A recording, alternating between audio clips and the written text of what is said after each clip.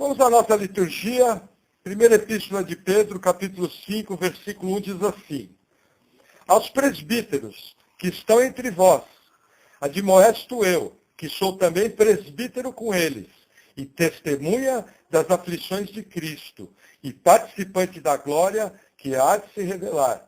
Apacentai o rebanho de Deus que está entre vós, tendo cuidado dele, não por força, mas voluntariamente, nem por torpigância, mas de ânimo pronto. Até aqui. Vamos orar. Senhor, obrigado, Pai, que nós possamos esta noite ser edificados pela Tua palavra, que o Senhor venha falando ao nosso coração. Senhor, ensina-nos a aplicar essa palavra em nossa vida. Vem com o Teu poder, edificando Tua igreja, em nome de Jesus. Amém. Amém. Isso aí, irmãos. Chegamos no último capítulo da primeira carta de Pedro. Passamos pela questão de santidade, passamos por uma série de orientações práticas. E Pedro encerra a carta falando aos presbíteros. O que acontece? Veja, essa passagem, ela está ligada àquilo que Pedro falou no capítulo anterior. O que ele vai falar? Você está passando perseguição, você está passando luta, encomende a sua vida a Deus. Entendeu? E seja guiado por ele no meio de toda essa tribulação. E aí Pedro se vira aos presbíteros. E ele, primeira coisa que ele fala, ele se identifica como presbítero. Todos nós sabemos que Pedro era apóstolo. Então aqui tem uma verdade, veja, os apóstolos exerciam a função de presbítero. Entendeu? Mas nós vamos aprender nessa noite que um presbítero não é um apóstolo. São funções completamente diferentes. E Pedro também fala que ele era testemunha das aflições de Cristo.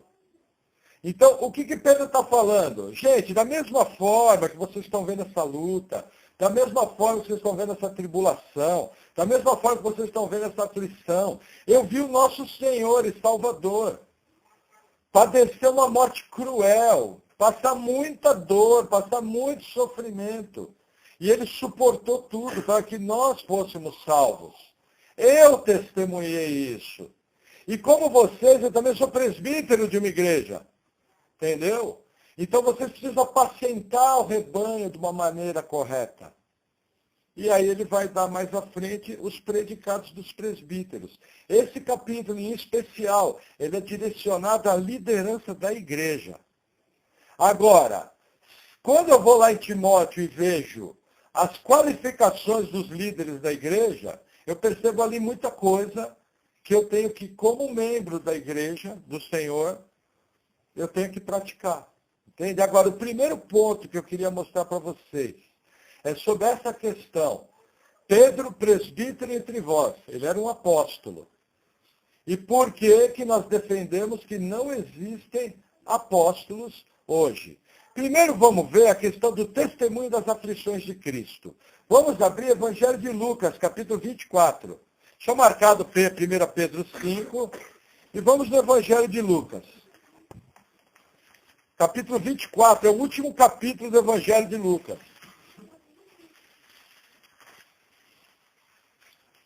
Vamos ler a partir do versículo 46.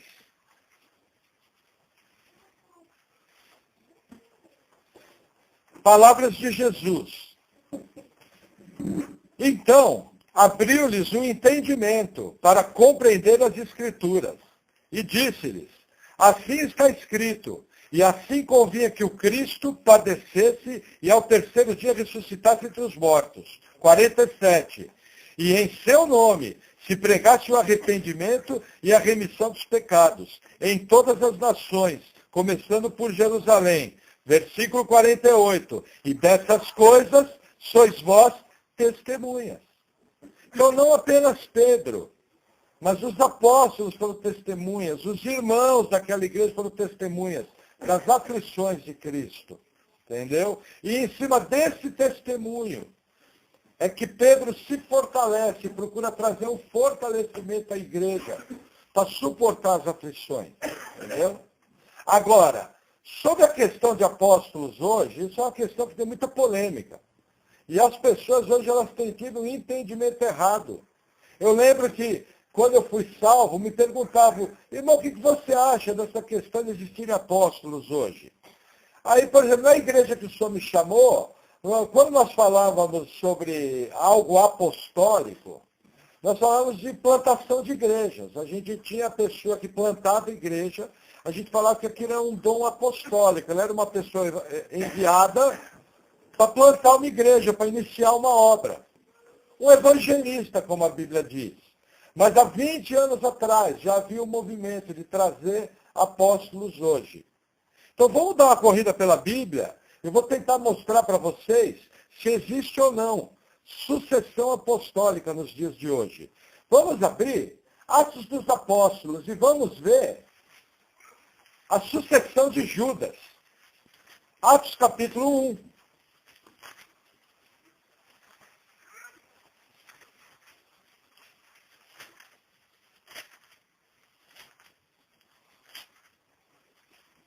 Atos capítulo 1, versículo 20. Diz assim, palavras do apóstolo Pedro. Porque no livro dos Salmos está escrito, fique deserta a sua habitação, e não haja quem nela habite, e tome outro o seu bispado. É necessário, pois, que dos homens que conviveram conosco, todo o tempo que o Senhor Jesus entrou e saiu dentre nós, começando desde o batismo de João, até o dia em que entre nós foi recebido em cima. Um deles se faça conosco, testemunha da sua ressurreição. E apresentaram 2, José, chamado Barsabas, que tinha por sobrenome o Justo, e Matias. E orando disseram, tu, Senhor, conhecer todos os corações de todos, mostra qual desses 2 tem escolhido, para que tome parte nesse ministério e apostolado, de que Judas se desviou, para ir para o seu próprio lugar. E lançando-lhe sortes, caiu a sorte sobre Matias, e por voto comum foi contado com os 11 apóstolos. O que acontece aqui? Inspirado pelo Espírito Santo e pelo livro de Salmos, Pedro entende que Judas tinha que ter o seu ministério substituído. Entendeu?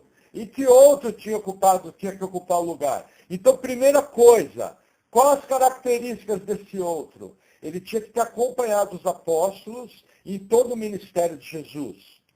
E ele tinha que ter sido testemunha da ressurreição.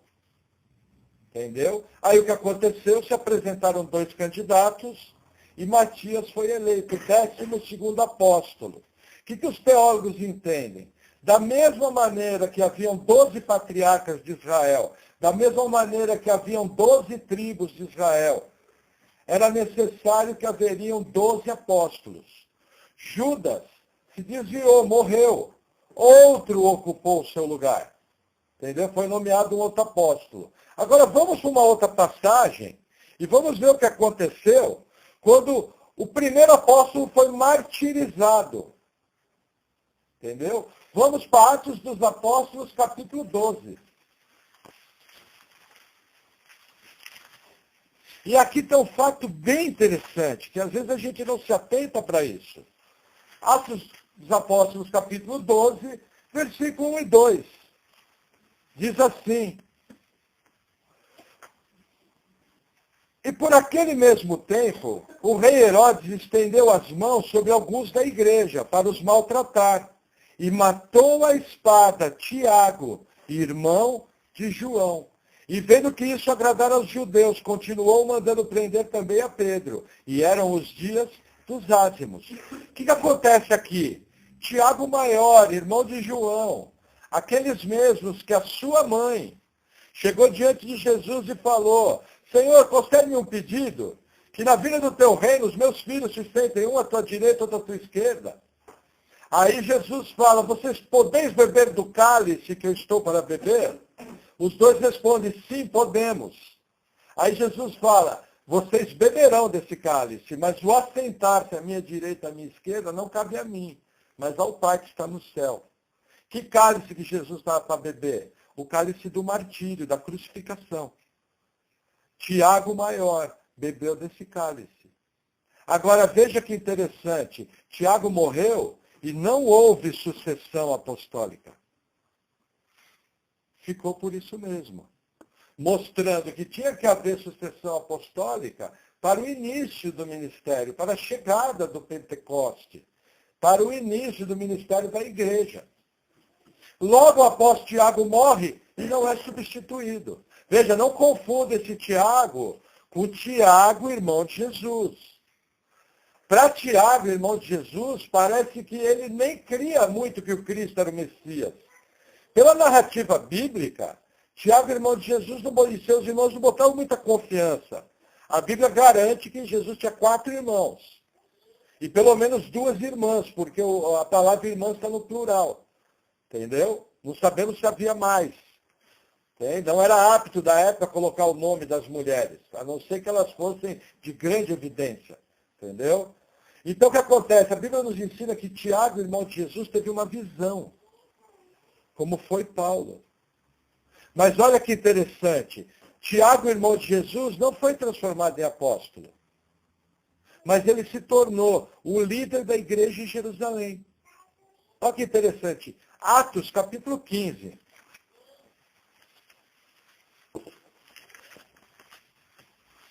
Versículo 12, aqui é uma passagem bem conhecida, o Concílio de Jerusalém, sobre a questão se os cristãos tinham que seguir a lei de Moisés. Qual é o quadro? Paulo e Barnabé levantam e dão seu parecer. Paulo, apóstolo. Pedro, apóstolo, levanta e dá o seu parecer. E aí quem dá a posição final? Um presbítero. Olha que interessante, Atos 15, versículo 12.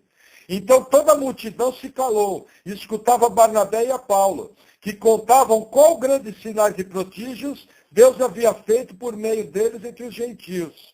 E havendo-se eles calado, respondeu Tiago dizendo, homens e irmãos, ouvi-me.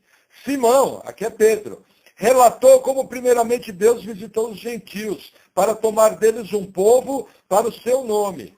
E com isso concordo as palavras dos profetas, como está escrito. Depois disso voltarei e reedificarei o tabernáculo de Davi, que está caído. Levantá-lo-ei das suas ruínas e tornarei a edificá-lo, para que o restante dos homens busque ao Senhor e todos os gentios sobre os quais o meu nome é invocado, diz o Senhor, que faz todas essas coisas.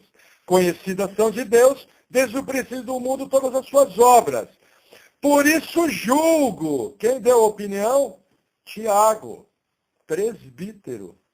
Entendeu? Que não se deve perturbar aqueles que dentre os gentios que se convertem a Deus. E aí ele dá as ordens do concílio. Gente, nesse concílio aqui, pelo menos 2 apóstolos estavam presentes. No mínimo. E quem deu o parecer final? Um presbítero. Por quê? Porque o governo da igreja é dos presbíteros. Os apóstolos foram os começadores da obra. Os apóstolos foram alicerce. Não existe sucessão apostólica na Bíblia. Somente foram os 12. Mais Paulo. Nem Tiago é chamado de apóstolo.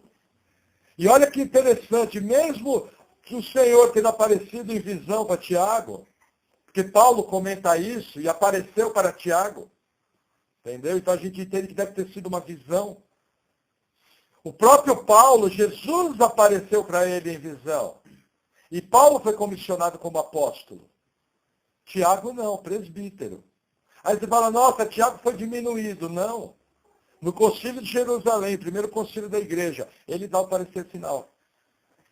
Mais à frente, tem algo interessante. Veja, a Bíblia mostra que os apóstolos se ausentaram de Jerusalém. E Paulo conta que numa das suas viagens, quando ele foi a Jerusalém, ele se encontrou com Tiago. Que interessante, no texto que nós vamos ler, só aparece a menção de Tiago e dos anciãos. Anciãos são presbíteros, é sinônimo. O que a gente entende? Os apóstolos saíram na sua missão. Uns foram para o norte da África, outros foram para a Índia, outros foram para a Ásia, outros foram para a região do Irã. E a igreja de Jerusalém ficou sendo governada por Tiago, irmão do Senhor. Quer ver que interessante? Atos dos Apóstolos, capítulo 21.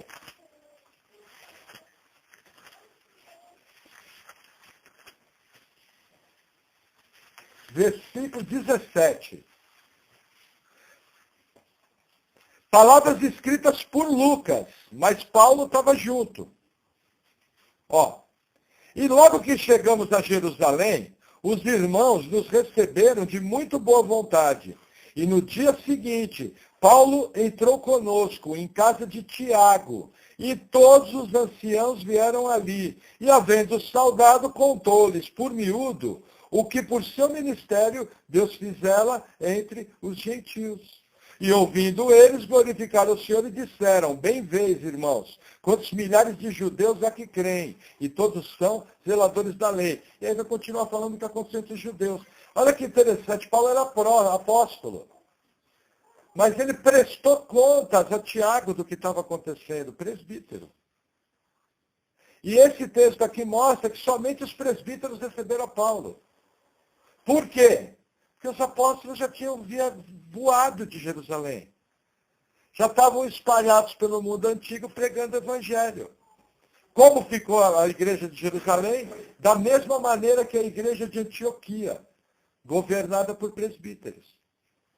Por isso que não existe sucessão apostólica. Por quê? Porque os apóstolos, juntamente com os profetas, são o fundamento da igreja, o alicerce. Vamos abrir em Efésios capítulo 2. Mais à frente. Vai passar por Romanos, 1 e 2 Coríntios, Gálatas e aí Efésios.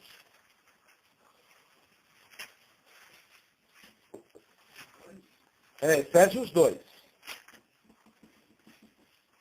Versículo 20. A Bíblia ensina isso. Olha que interessante.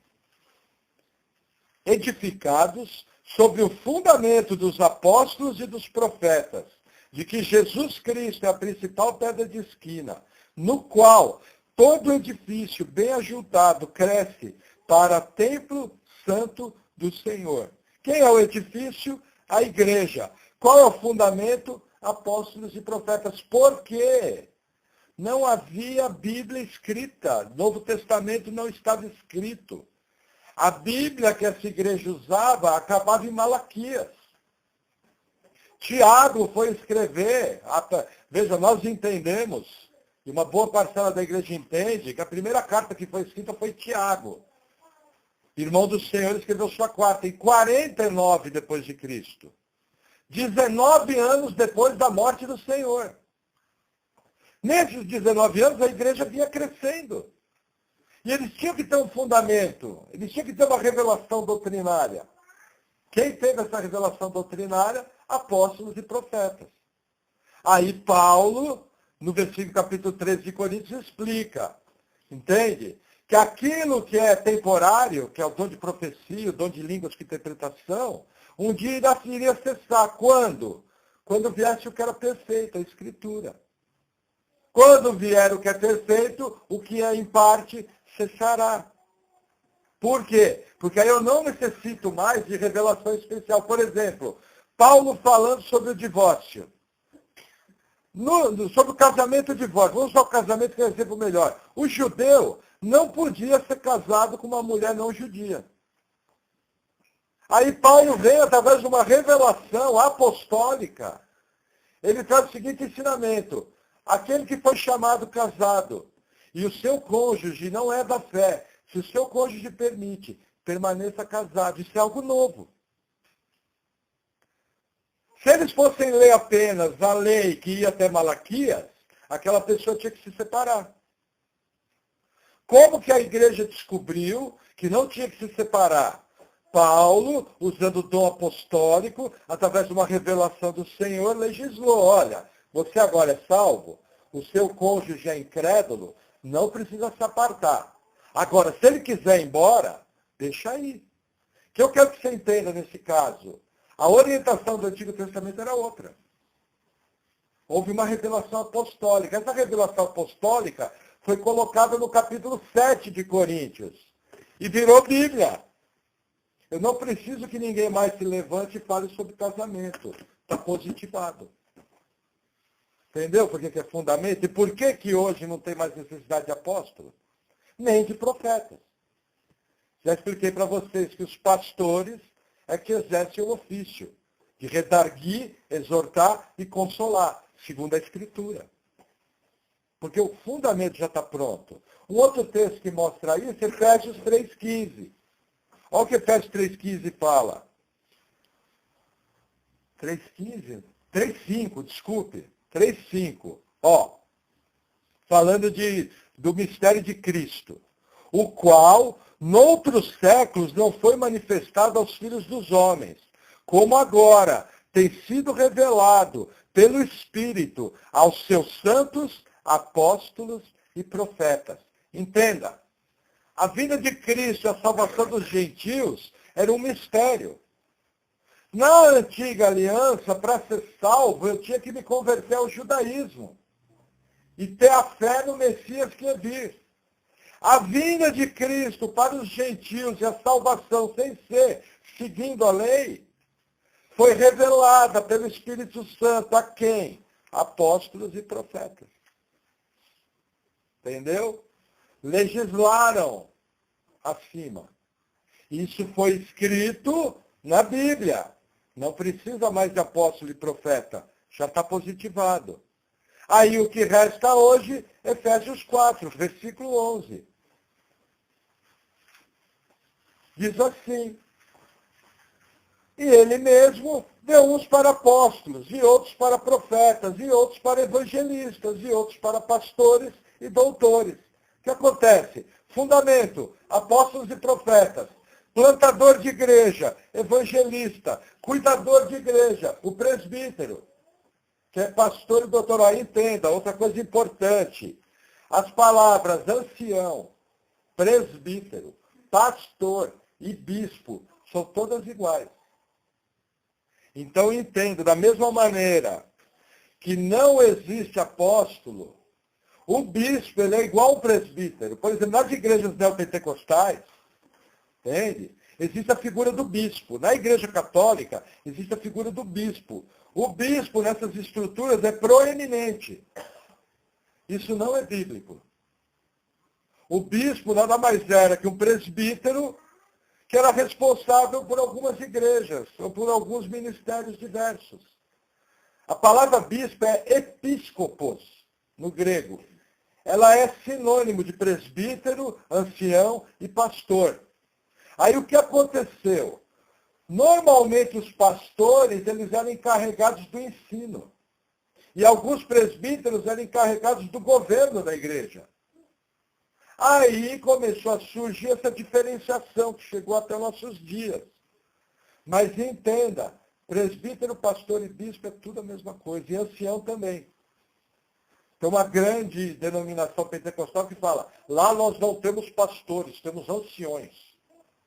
Coitado, para conhecer Bíblia, porque está dizendo a mesma coisa. Entendeu? Para conhecer Bíblia, é sinônimo. Entende? Ancião e presbítero é a mesma coisa. Da onde veio isso? Veja, os diáconos. Estava ouvindo essa semana alguns de Podemos falando. Os diáconos, a Bíblia mostra como surgiram. Mas a Bíblia não mostra como surgiram os presbíteros. O que se entende? Nas sinagogas judaicas, havia o corpo de anciãos. E eles administravam a sinagoga local. Com o advento da igreja, que era uma assembleia, se entende que foi copiado puro e simples o modelo judaico trazido para a igreja. E da mesma maneira que havia um corpo de anciãos para governar a sinagoga, passou a ter um corpo de anciãos para governar a igreja. Só isso. Entendeu? Seguindo, olha que interessante. Paulo nunca ordenou nomear apóstolo. Paulo ordenou nomear presbítero. Há quanta coisa que quem alega que tem apóstolo hoje precisa lutar. Tito, capítulo 1. Vamos lá? Se você chegou em Hebreus, volta. Você está acelerado. Tito, capítulo 1. Primeiro e 2 Timóteo e depois Tito.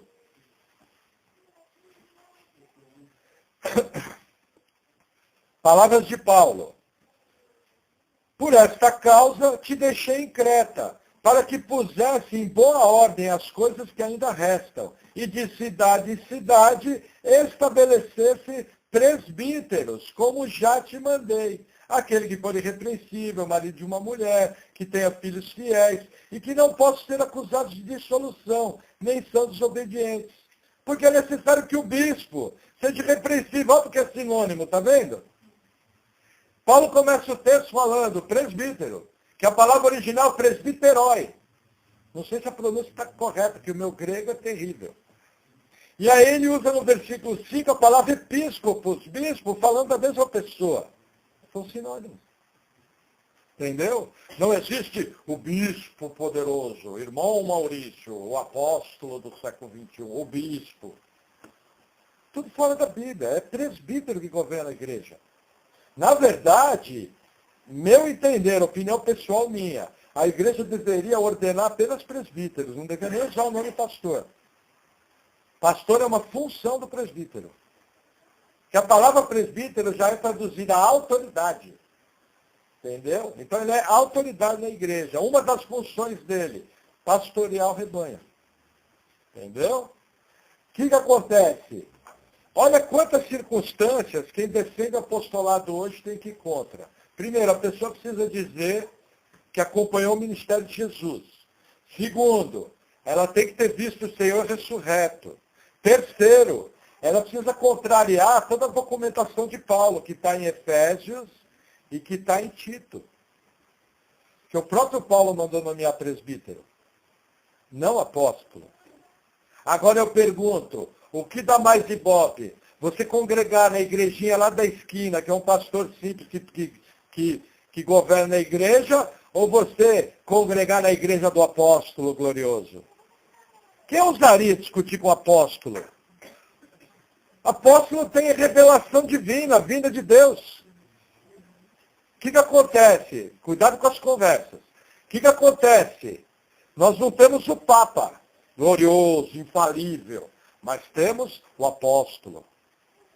Vocês entendem a seriedade de dizer que é apóstolo? O que o cara falar, por inspiração do Espírito, é irrefutável.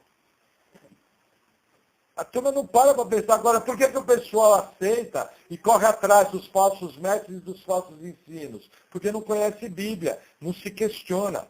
Sabe aquela história? Não toqueis no ungido do Senhor, seu bode. Eu sou o ungido de Deus para a igreja, não questione as minhas decisões. Aí você vê Paulo questionar Pedro. Chega assim e fala, mas Pedro, peraí, quando você estava com a gente, você comia com os gentios. Agora chega a turma de Jerusalém, você não está comendo com mais ninguém? E está se afastando por medo dos judeus? Que negócio é esse? Não, Paulo, você não pode tocar no ungido do Senhor. Pedro viu Jesus ressurreto corporalmente. Você é um apóstolo menor. Acusavam Paulo disso. Você só viu Jesus em visão. Percebe a seriedade que nós estamos vivendo? Isso é um problema. Entende? E os que defendem o apostolado, olha, eu conheço gente que ama o Senhor, gente que no meu entendimento é séria, que hoje se auto-intitula apóstolo. Hoje em dia, tem até apóstola. É um absurdo maior ainda. Se não tem pastora, vai ter apóstola. Entendeu? Mas eu queria mostrar para você, aproveitar essa oportunidade, às vezes a gente precisa ouvir uma verdade mais de uma vez. Eu aproveitei essa passagem que Pedro se auto-intitula presbítero para fixar esse conhecimento. Nós já estudamos isso junto. Mas olhando dessa maneira, seguindo o livro de Atos, a coisa descortina. Ela fica muito mais clara, muito mais nítida. É muito sério o que fizeram. Amém? Vamos voltar então em 1 Pedro 5.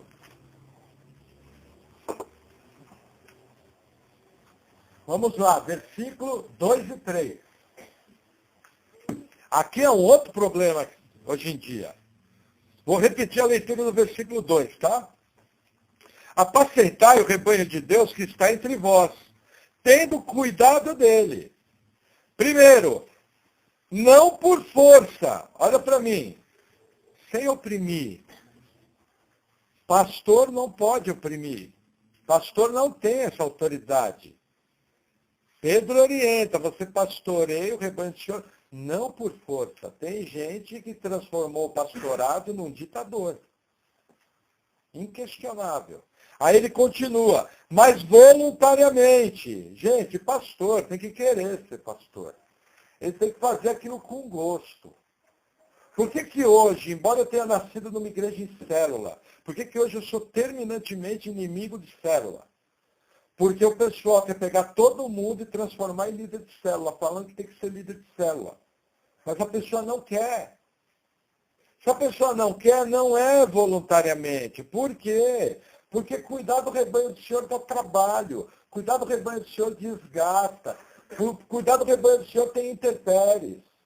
A pessoa precisa fazer aquilo com gosto, com prazer. Entendeu? Sem ser um ditador. Não pode ser obrigado. Pastorado é chamado. Compreende isso? E aí, seguindo.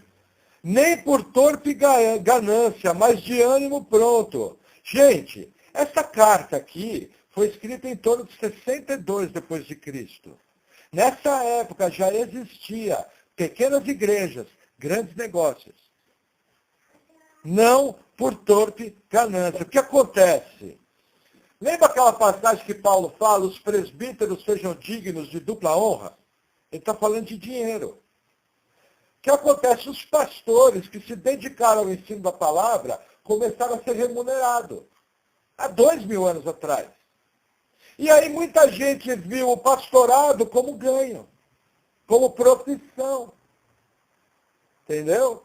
A igreja tem que ser governada? Sim. A igreja tem que ser administrada? Sim, mas ela não é uma empresa. Ela não pode ser fonte de ganho. Não estou dizendo que uma igreja não tem a responsabilidade de assalariar o seu pastor. No nosso caso aqui, Deus me abençoou que eu tenho o meu trabalho. Entendeu? E Deus usa esse trabalho para me abençoar. Mas existem lugares que é inviável o pastor trabalhar. Ele necessita que os irmãos coloquem a mão no bolso e paguem o salário dele. Entendeu? A própria estrutura não permite. Agora, eu não posso fazer disso carreira. É o que Pedro está falando aqui. Então, Pedro encerra aqui o pequenas igrejas, grandes negócios. Entendeu? E ainda ele fala o seguinte, de ânimo pronto. Gente, eu vou falar uma coisa para vocês, várias vezes, a turma quer conversar de problema. Você às vezes não está com aquele ânimo. Mas quando a pessoa fala, parece que algo muda no seu coração. Aí você fala, não, vamos lá conversar, fulano. E você esquece tudo, esquece o que passou, esquece os seus problemas e faz o que for. É esse ânimo pronto aqui. Deixa eu falar uma coisa, não que a gente seja bonzinho, não, viu? Nós somos pior que vocês. Mas é a graça de Deus agindo. Entendeu? Ânimo pronto. Aí segue. Ó, 3. Nem como tendo domínio sobre a herança de Deus, mas servindo de exemplo ao rebanho. Olha que pepino. O que Paulo está falando? Primeiro, não pastoreia por força. Segundo, não como tendo domínio ao rebanho. João, você vai fazer o que eu estou mandando, entendeu? Isso é exercer domínio. Como é que o pastor faz? Irmão João, a Bíblia orienta nessa área que a maneira correta de agir é essa, essa e essa. Você entendeu? Entendi. Vou orar por você. E quem faz é o irmão João. Não é o pastor. Agora, aqui tem mais um agravante. Isso aqui é terrível, gente. Parte B do versículo. Mas servindo de exemplo ao rebanho. Aqui o bicho pegou, hein? Sabe o que a Bíblia está dizendo aqui? Ela está dizendo mais ou menos assim. Você está com problema de casamento, irmão? Tô. Olha o meu casamento como é que é. Você está com problema de dinheiro, irmão? Tô. Olha a minha administração financeira na minha vida como é. Ah, você está com problema com o filho? Tô. Olha como é que eu governo a minha casa e como eu educo meus filhos. Sério, né? Quantos... Ó, eu, para mim, vou falar uma coisa para vocês. Eu acho estranho um pastor que tem os filhos encapetados. Para mim já desqualificou. Sempre foi assim. Entendeu? Filho de pastor tem que chegar nos lugares, tem que brincar, subir em árvore, chutar bola, andar de bicicleta, mas não pode ser encapetado. Tem que ser aquele tipo de criança. Vem cá, a criança obediente. Agora vamos sentar e comer. Se joga no chão, porque eu não quero comer. Irmãos, dá licença um minutinho que eu vou conversar com meu filho aqui. Já leva para o banheiro e corrige. Entendeu? O Rodrigo quis começar a botar uma zinha de fora quando era pequenininho. A Ingrid, que vocês veem vir aqui, filha da Andréia, vinha nas reuniões, aí o Rodrigo foi lá e quis enforcar a Ingrid. Gente, o Rodrigo tinha 13 meses, para 14. Eu levei ele para o banheiro e mostrei, tá vendo essa vara aqui? Tá uma varinha bem fininha. Dei uma na perninha dele. Eu falei, ó, se você encostar na Ingrid de novo, eu vou dar outra em você. Nunca mais. Ele entendeu tudo. Entendeu? E eu não era presbítero da igreja, era apenas um líder de célula. Mas como eu fui ensinado certo, aonde o Senhor me chamou, eu entendi que eu tinha que corrigir na hora. Gente, a gente olha os pastores hoje em dia, eles não são exemplo dos meus. Gente, não estou dizendo que são melhores, vocês me conhecem, quem anda próximo de mim sabe minhas falhas, sabe minhas debilidades, mas eu estou falando de coração, estou falando de postura, estou falando de princípios. O seu pastor tem que ser um exemplo. É a principal qualidade dele. Entendeu? Você tem que olhar para a vida dele, você vê que ele tenta viver a Escritura de todo o coração. Quantos não são reprovados hoje? Por isso que o pastorado tem que ser chamado, não é para qualquer um. Vocês querem ver o padrão? Deixa marcadinho aí. Vamos em... Tem marcado aqui. 1 Timóteo capítulo 3. Volta um pouquinho, vai passar por Tiago, vai passar por Hebreus, aí já chega 1 e 2 Timóteo. 1 Timóteo 3, versículo 1. Diz assim. Vamos lá, João. 1 Timóteo 3. Esta é uma palavra fiel. Se alguém deseja o episcopado, excelente obra deseja. É necessário, pois, que o bispo seja irrepreensível, marido de uma mulher, vigilante, sóbrio, honesto, hospitaleiro, apto para ensinar. Deixa eu fazer uma pausa. Gente, um dos motivos que mostra que mulher não pode ser pastora é esse texto. Por quê? Porque uma mulher não pode ser marido de outra mulher. Entendeu? Provando. Aí a pessoa fala, mas isso daqui era um hábito da época. Mas onde que está escrito aqui? Não está.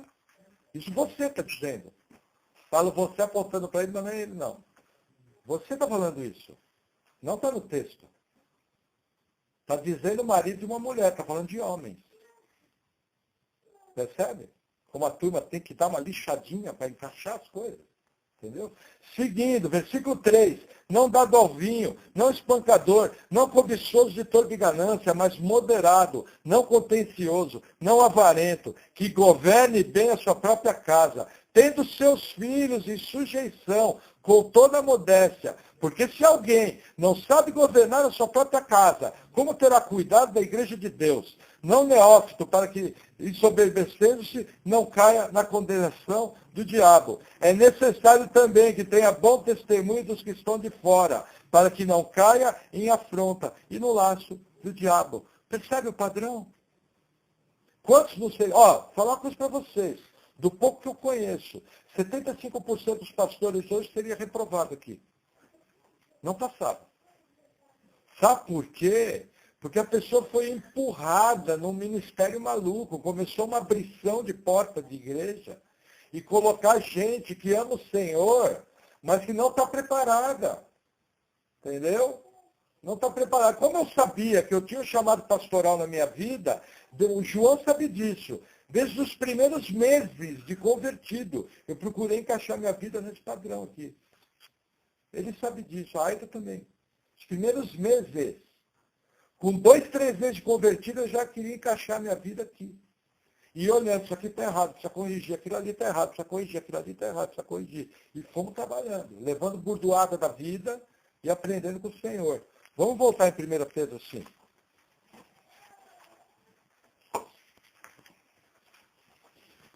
Avançando. Versículo 4. E quando aparecer o sumo pastor, alcançareis a incorruptível coroa da glória. Deixa eu abrir uma parte aqui, veja, a Bíblia fala de coroas. Entendeu? Nós não sabemos exatamente como que nós vamos receber essas coroas. Existem indícios de que as coroas vão ser um prêmio. Nesse caso aqui, o que está falando? Ó, você é presbítero, governa a igreja do Senhor assim, assim, assado.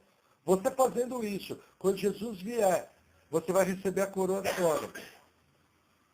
É isso que está escrito aqui. Agora, a gente não sabe, a Bíblia não revela exatamente como é essa matemática. Mas a Bíblia fala de coroas. É algo interessante. Aí eu separei as coroas que o Novo Testamento fala. Vamos abrir 1 Tessalonicenses 2. Você volta, passa por Timóteo, aí você vai ter 1 e 2 Tessalonicenses. Aqui tem uma das coroas. 1 Tessalonicenses 2, versículo 19. Olha que interessante. Pô, cheguei em Colossenses, misericórdia, aí não vai ter, né? 1 Tessalonicenses 2, 19, diz assim: porque qual é a nossa esperança, ou gozo, ou coroa de glória? Porventura, não o sois vós também diante de nosso Senhor Jesus Cristo em sua vinda? Porque vós sois a nossa coroa, a nossa glória e gozo. O que Paulo está ensinando? Para os pastores, a coroa de glória dele são as ovelhas.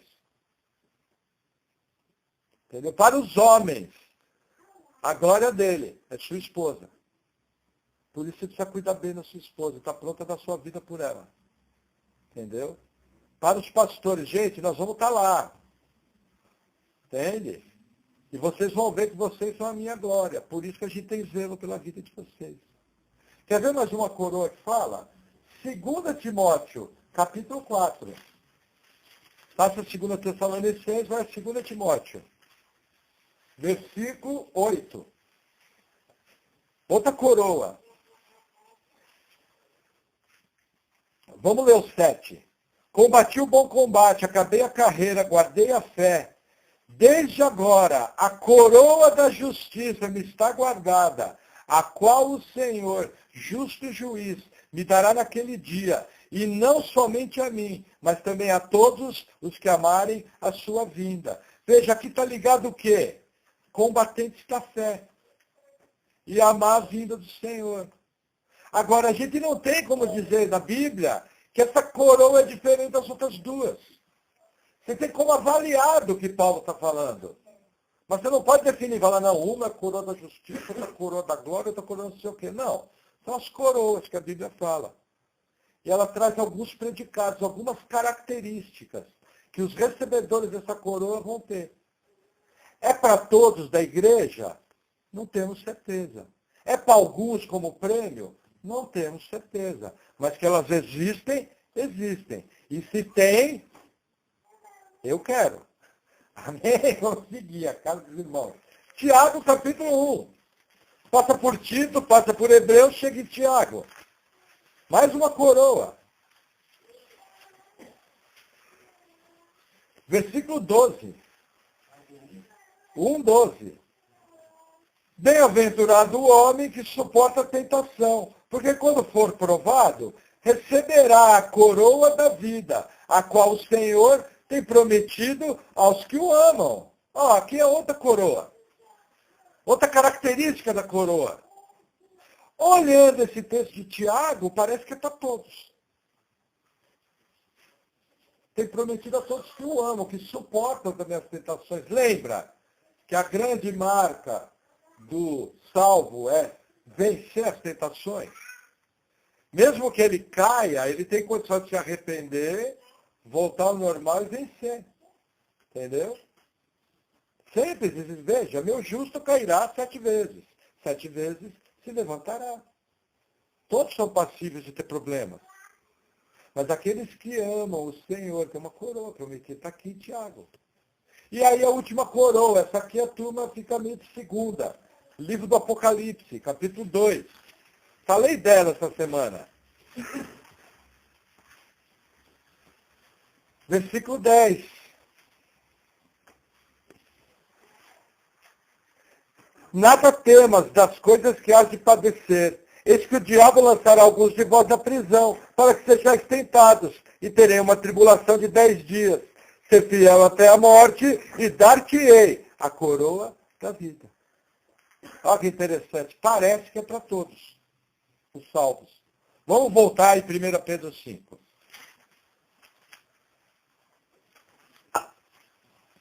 Vamos continuar nossa leitura. Versículo 5.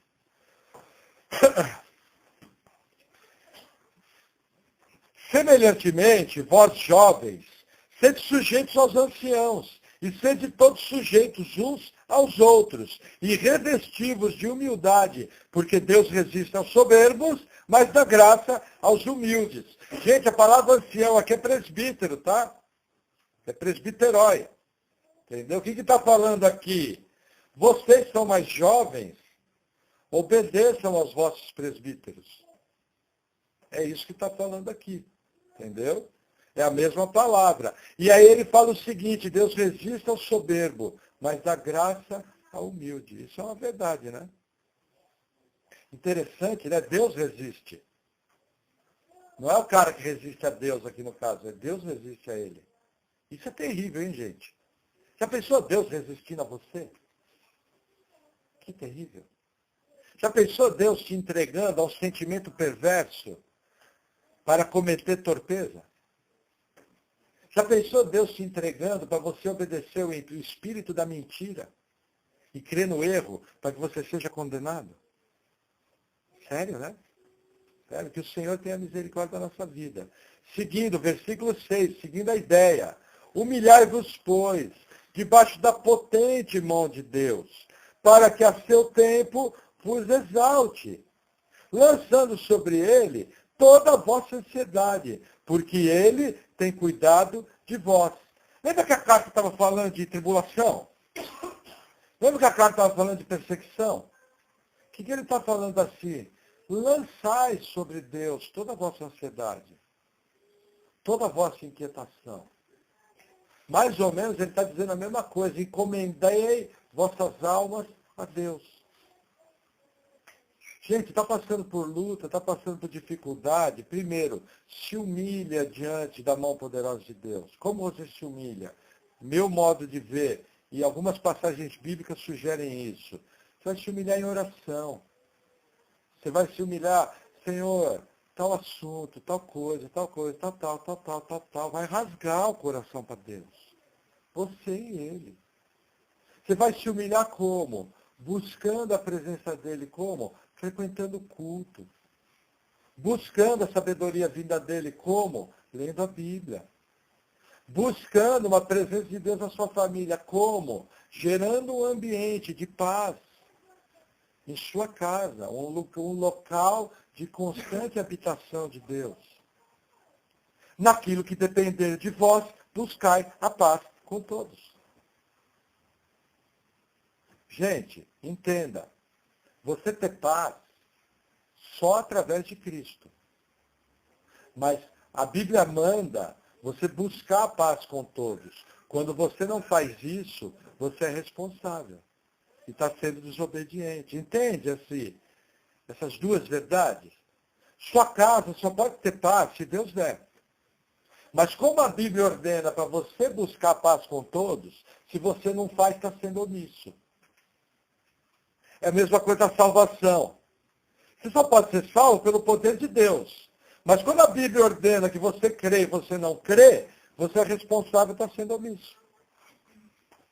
A Bíblia é recheada desses exemplos. Tudo aquilo que a Bíblia ordena fazer, é para você fazer. Entendeu? Desenvolver a vossa salvação.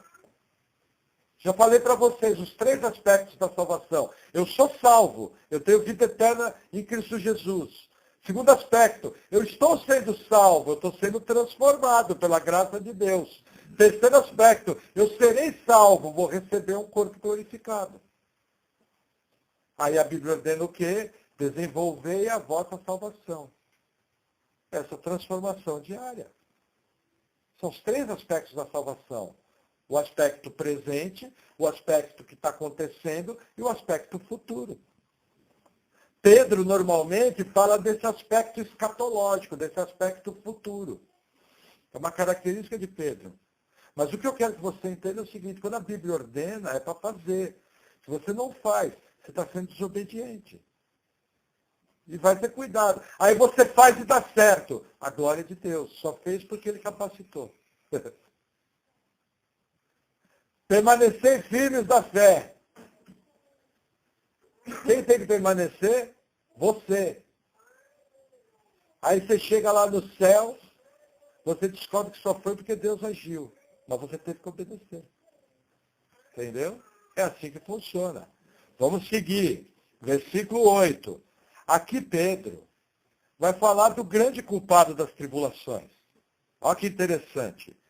Sede sóbrios, vigiai, porque o diabo, vosso adversário, anda em derredor, como leão bramando, buscando a quem possa tragar, ao qual resistir firmes na fé, sabendo que as mesmas aflições se cumprem entre os vossos irmãos no mundo. Gente, vigiai. Quem é o causador de luta? Quem é o causador de briga? Quem é o causador de tribulação? A Bíblia dá um nome, o diabo. Qual que é o seu papel? Resistir firme na fé. Como? Obedecendo a palavra. Maridos, não vos irriteis contra vossas esposas. Esposas, sede submissas a vossos maridos. Filhos, obedecei vossos pais em tudo. Isso é resistir firme na fé. Buscar e me achareis, quando me buscares de todo o coração. Entendeu? Buscar primeiramente o reino dos céus e a sua justiça, e as suas demais coisas serão acrescentadas. Isso é resistir firme na fé. Está passando por luta, busca a Deus. Sabe o que a maioria faz? Começa a ter problema da vida, sai da igreja. Está desobedecendo. Vai ser responsabilizado por isso. Ah, irmão, faz 20 anos que eu sou salvo e estou firme na fé. Obra de Deus. Certa vez, a gente estava trabalhando com uma pessoa que foi envolvida com satanismo, um monte de coisa, umas coisas chatas, né? A pessoa olhou para a minha cara e falou, você nunca se desviou? Eu olhei com uma tranquilidade, eu falei, não. Para mim não tem essa palavra desvio. Entendeu? Aí a pessoa não tinha resposta e falou, ah, que bom, né? Eu falei, glória a Deus. Não entendo como que um crente vem para a igreja e já conta com a palavra desvio. Como é que é isso? A sua fé tem porta do fundo? A sua fé tem saída de emergência? Essa para você é a fé que salva? Que na primeira luta você faz biquinho e sai da igreja?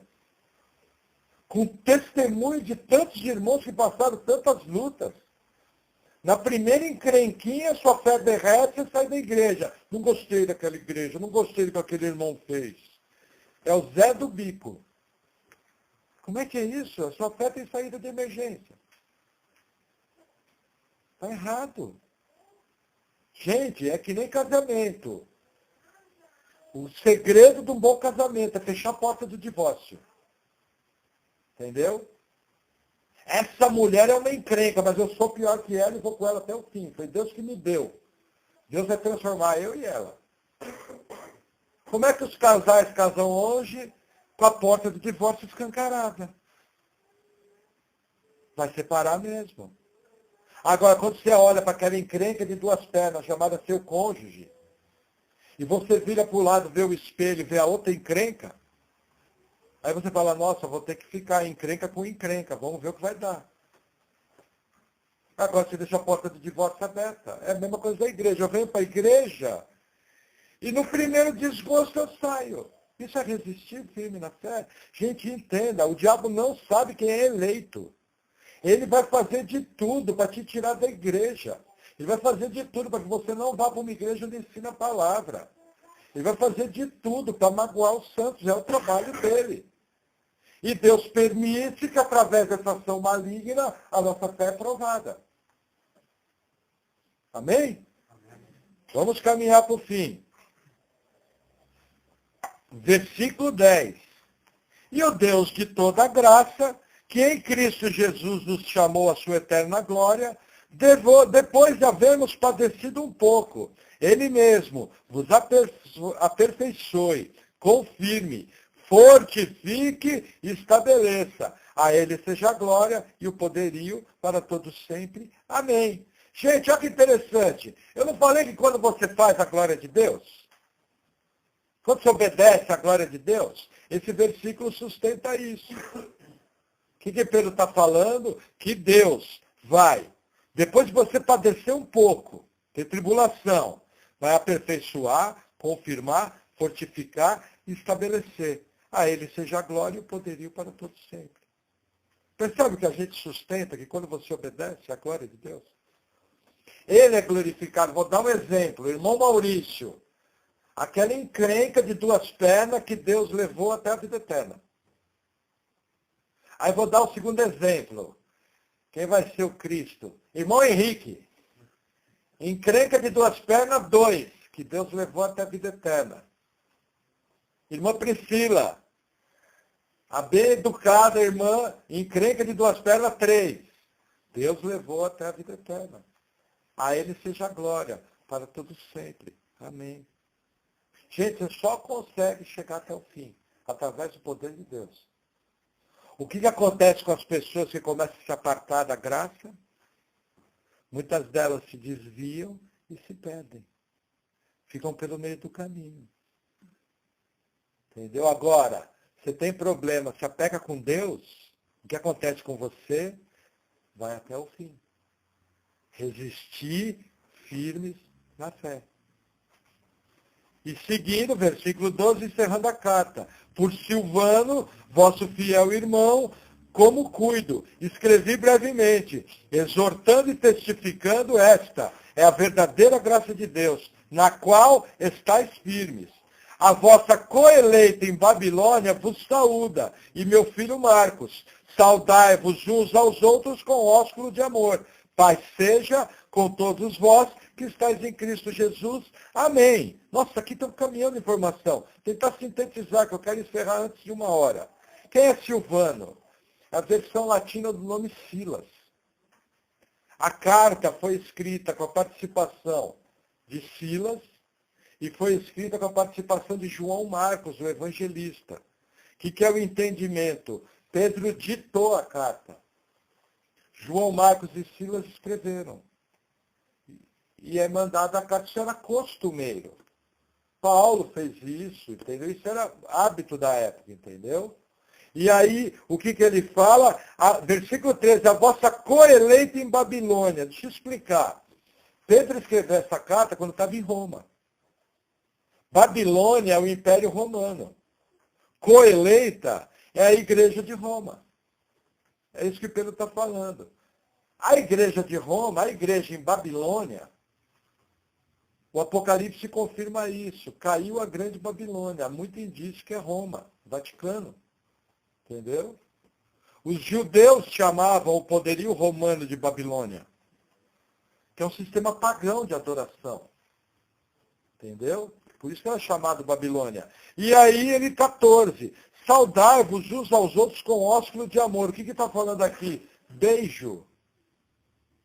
Nessa cultura, para quem tinha uma aliança, era normal homens se saudarem com ósculo, um beijo no rosto. Normal.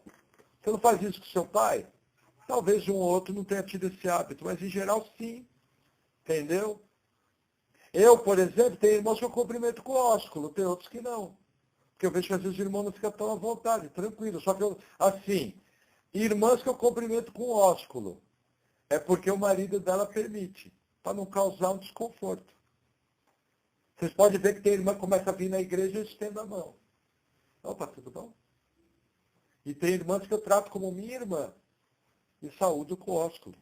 Ósculo santo. Entendeu? Agora, tem uma frasezinha aqui complicada. O apóstolo Pedro precisava assistir um pouquinho dos programas que hoje correm no mundo. Tá? O mundo não quer paz? Gente, o que você mais vê, quer ter um programa de televisão bonito? Paz. Criança Esperança, a paz de todas as crianças do Brasil, não é isso? O apóstolo Pedro precisa ser reeducado, olha o que ele fala. Paz seja com todos vós que estáis em Cristo Jesus. Amém. Para quem que Pedro deseja paz? Para o mundo? Não, para a igreja. Interessante, né? Não é, como é que se fala? Não é politicamente correto. Fala, não, Pedro, a paz é para o mundo. Não, não. A paz é para os santos do Senhor. Amém? Vamos orar?